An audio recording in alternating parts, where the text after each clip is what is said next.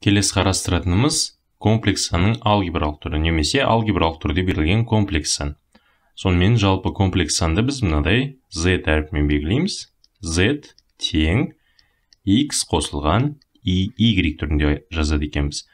Міне, мынадай екі сан түрінде жазылатын болса, онда ол комплекс сан екен. Сонда біз кез келген санды осыған дейінгі нақты сан деп жүрген санды комплекс сан деп айтсақ болады екен. Ал енді осы жерде мына x және y деген не екен, соған тоқталып өтейік. X бұл яғни нақты бөлігі. Комплекс санның нақты бөлігі деп аталады екен.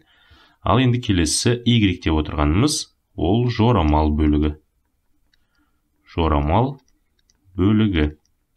Сонымен міне комплекс санның нақты бөлігі және жорамал бөлігі бар екен. Бұны тағы да басқаша нақты бөлігін rz деп белгілейміз.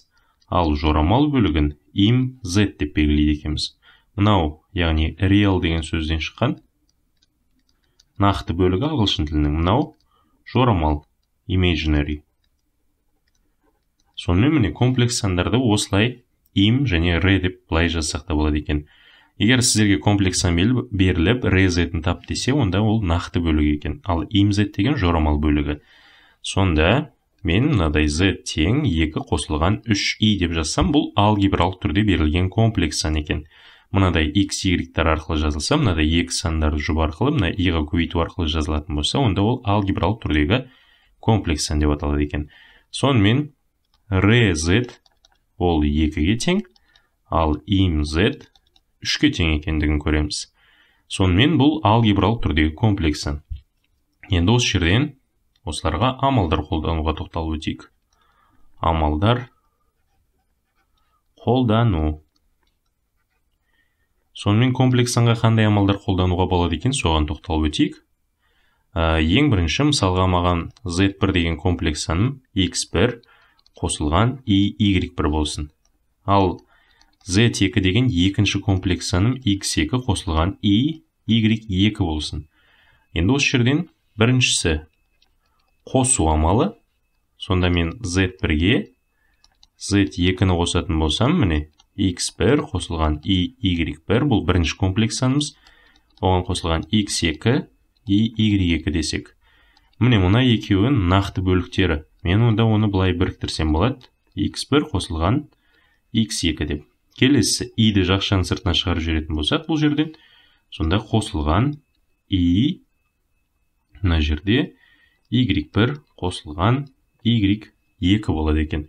Сонда міне комплекс санды бір-біріне қосатын болсаңыздар, оның жауабы қайтадан міне сол түрде болады екен. Міне нақты бөлік, мынау жорамал бөлік. Енді келесісі, екіншісі азайту деп жазайық. z1 азайтылған z2. Сонымен x1 қосылған y1 азайтылған x2 қосылған y2 деп жазайық. Енді бұны азайтатын болсақ, x1-ден x2-ні азайтамыз, нақты бөліктерін. Енді келесі i-ді жақшаның сыртына шығарып жіберетін болсақ, онда сәйкесінше y1 азайтылған y2 болады екен. Сонымен екі комплекс санды бір-бірінен азайтатын болсаңыздар, сәйкесінше нақты бөлігін нақты бөлігінен, жорамал бөлігінен азайтады екенсіздер. Ал енді келесісі комплекс санға көбейтуге келейік. Үшіншісі көбейту амалы. z1-ді z2-ге көбейтейік, яғни x1 қосылған y1 көбейтілген x2 қосылған y2 дейік. Енді бұны көбейту үшін жақшаны ашайық. Сонда x1 көбейтілген x2, келесісі мұна екеуін көбейтсек, қосылған y көбейтілген x1 көбейтілген y2, қосылған y көбейтілген y1, x2, келесісі y көбейтілген y1 көбейтілген y көбейтілген y көбейтілген y2. Ал енді осыны ықшамдайтын болсақ, мынау и мен и-ді көбейтсек и квадрат, ал и квадраттың мәні минус 1-ге тең екендігін білеміз. Сонда бұның жауабы минус y1 мен y2-ның көбейтіндісі екен. Сонда x1 көбейтілген x2 азайтылған y1 көбейтілген y2 деп отырғанымыз бұның нақты бөлігі екен. Ал енді жорамал бөліктеріне тоқталатын болсақ, міне и, одан кейін x1 көбейтілген y2 қосылған y1 көбейтілген x2-ге тең екен. Міне, екі комплекс санды бір-біріне көбейтетін болсаңыздар, міне осылай жүзеге асырылады екен. Ал енді келесі төртіншісі бұл комплекс санды комплекс санға бөлу. Бұл жерде енді бөлу амалы сәл басқаша жүзеге асырылады екен. Яғни z1-ді z2-ге бөлетін болсақ, x1 қосылған y1, келесі x2 қосылған y2 дедік. Сонымен комплекс санды бір комплекс санды екінші комплекс санға бөлу үшін бұл жерде түйіндес деген ұғым енгізіледі екен. Сонымен комплекс санның түйіндес бөлігі дегеніміз ол не екен, соған тоқталып өтейік. Комплекс санның түйіндес бөлігі, яғни комплекс санға түйіндес болатыны, міне мысалы z дегеніміз x қосылған y болсын. Ой, мына жерде сызылмайды ғой қазір. Міне z тең x қосылған y болсын. Ал енді осы комплекс санның түйіндесі деп отырғанымыз мынадай төбесі сызылады, x азайтылған y екен. Бұдан енді не байқаймыз? Мына екеуі бір-біріне түйіндес, z түйіндесті z-қа көбейтетін болсақ, x азайтылған y-ті x қосылған y-ға көбейтейік. Бұл қандай форманы естеріңізге салады? a минус b, a плюс b, яғни x квадрат азайтылған y-тің квадраты. Сонда бұл x квадрат, мына y-ді квадраттасақ, y квадрат ол минус 1-ге, мұнамен плюс 1 болады. Сонда қосылған y-тің квадраты екен. Яғни комплекс санды өзінің түйіндесіне көбейтетін болсақ, жорамал бөлігі және нақты бөліктерінің квадраттарының қосындысы шығады екен. Бұны тағы да басқаша былай жазсақ болады. Модуль z-тің квадраты. Қазір мына модуль z-тің не екеніне тоқталатын боламыз. Сонымен міне комплекс сан осы екен, түйіндесі деп отырғанымыз. Бөлімде иррационалдықтан құтылатын кезде, яғни түйіндесіне көбейтетін едік қой, мынау тура сондай, яғни y-дің алдындағы таңбалары ғана ауысады екен. Енді келесі z қосылған z түйіндес десек, онда оның жауабы неге тең екен? Міне x қосылған y қосылған x минус y. Мына екеуінің бір-бірімен жойылып кететін көреміз. 2 еселенген x. Яғни бұл 2 еселенген z-қа тең екен. Комплекс санмен оның түйіндесін бір-біріне қосатын болсаңыздар, ол 2 еселенген сол комплекс санның нақты бөлігі, 2 еселенген нақты бөлікке тең екен. Ал енді осы жерде мына модуль z дегеніміз не екен, соған тоқталып өтейік. Жалпы модуль z деп отырғанымыз түбірдің астындағы x квадрат қосылған y квадратқа тең. Яғни бұл берілген комплекс санның ұзындығы. Сонда осыны квадраттасаңыздар, міне x квадрат плюс y квадрат шығып отыр бізде. Ал енді мына есебімізге қайтып оралайық. z1-ді z2-ге бөлетін болсақ, мына бөлімінде тұрған комплекс санның түйіндесіне көбейтеді екенбіз осының алымында бөлімінде. Яғни x2 азайтылған y2, x2 азайтылған y2. Алымын көбейтпей қойын, осылай қалдыра салайын. Яғни оны сәйкесінше көбейтіп отыру керек қой. Оны жасай аламыз деп ойлаймын барлығымыз. Оны тек солай қалдыра берейік алымын. Ал енді осының бөліміне келетін болсақ, бөлімі, яғни x2-нің квадраты, бағанаған есептедік қой, міне түйіндесін көбейтетін болсаңыздар, комплексімен соның түйіндесін көбейтсеңіздер, нақты және жорамал бөліктерінің квадраттарының қосындысы екен. Демек, x2-нің квадраты қосылған y2-нің квадраты.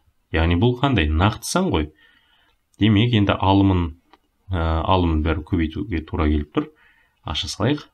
x1 көбейтілген x2. Мұна екеуін көбейтетін болсақ, қосылған y1 көбейтілген y2. Енді келесі қосылған y-ді жақшан сыртына шығарып жіберсек, мұна бөлігімен мұнан көбейтсек, y1 көбейтілген x2. Келесі азайтылған x1 көбейтілген y2. Ал бұлардың бөлімдерінде x2-нің квадраты қосылған y2-нің квадраты екен. Ал енді осыны жеке-жеке бөліп тастасаңыздар, Мынау яғни нақты бөлігі, бұны мынаған бөлеміз, сонда бұл жалпы шыққан жауабымыздың нақты бөлігі болады.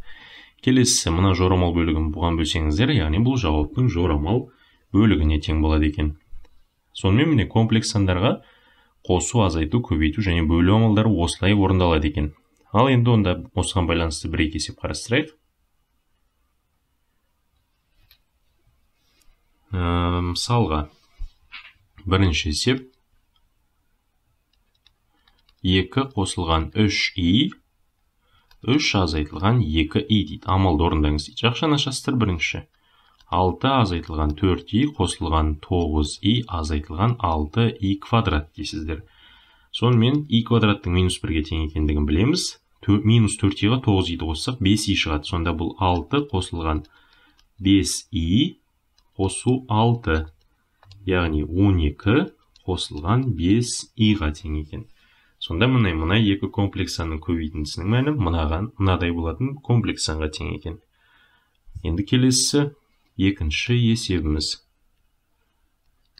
3 азайтылған 5i, 2 қосылған 3i, осыны мынадай 1 қосылған 2i деген комплекс санға бөліңіз дейді. Ал енді бірінші алымын ашатын болсақ жақшаны, сонда мына жерден қосылған 9i, яғни бірінші мына 3-ті мына екеуіне көбейттім. Келесі минус 10i азайтылған 15i-дің квадраты. Бұның бөлімін осылай қалдырайық. 1 қосылған 2i деп. Мынадан плюс 15 шығатын көреміз. Плюс 15-ке 6-ны қоссақ 21 азайтылған i, 1 қосылған 2i деген шықты. Ал енді мынау екі комплекс санды бір-біріне бөлу ғой. Бұны есептеу үшін бөлімінде тұрған комплекс санның түйіндесіне көбейтеміз. Ал ол 1 азайтылған 2i, 1 азайтылған 2i-ға тең екен. Алымын ашайық, сонда 21 азайтылған 42i минус i қосылған 2i-дің квадраты. Ал бұның бөлімінде 1 қосылған 4 болады. Бұл қайдан шықты? А плюс б, а минус б. Яғни 1-дің квадраты азайтылған 2i-дің квадраты. 2i-дің квадраты минус 4. Сонда 1-ге 4-ті қосамыз. Яғни бұның бөлімі 5-ге тең болу керек қазір. Ал жазайық сонда. Бұл жерден түйіндесіне көбейттік. Мынау минус 2. Сонда 19 азайтылған 43i бөлінген 5. Енді бұны алгебралық түрде жазатын болсақ, міне 19 бөлінген 5 азайтылған 43 бөлінген 5i-ға тең екен. Сонымен міне мынау көбейту және бөлу амалдарын орындадық. Ал енді келесі үшінші есебіміз мынадай дәрежеге қатысты екен. 1 азайтылған i-дің 3 дәрежесі азайтылған 1 қосылған i-дің 3 дәрежесі. Ал осыны бөлейік 2 азайтылған i-ға. Бұны есептеу үшін ең бірінші a минус b-ның 3 дәрежесі және a плюс b-ның 3 дәрежесін қолданатын боламыз. Сонда бұл 1 азайтылған 3 еселенген 1-дің квадраты көбейтілген i қосылған 3 еселенген 1 көбейтілген i-дің квадраты азайтылған i-дің 3 дәрежесі. Жақшаның ішінде енді қосу, яғни қосындының кубы. 1 қосылған 3 көбейтілген 1-дің квадраты көбейтілген i, 3 көбейтілген 1, i квадрат қосылған i-дің 3 дәрежесі. Ал бұның бөлімінде 2 азайтылған i бар екен. Ал енді осы жерден бір-бірімен жойылатындарына назар аударайық. Қайсысы бір-бірімен жойылады екен? Жақшаны ашатын болсақ, мына 1 мен мына 1 жойылады. Келесі мына 3 еселенген мыналар жойылады. Сонда бізде тек қана қалып отыр минус 3i, мыннан да минус 3i, яғни ол минус 6i шығады екен. Келесі минус i-дің 3 дәрежесі, мынадан да минус i-дің 3 дәрежесі, сонда минус 2 еселенген i-дің 3 дәрежесі 2 азайтылған i деген шықты.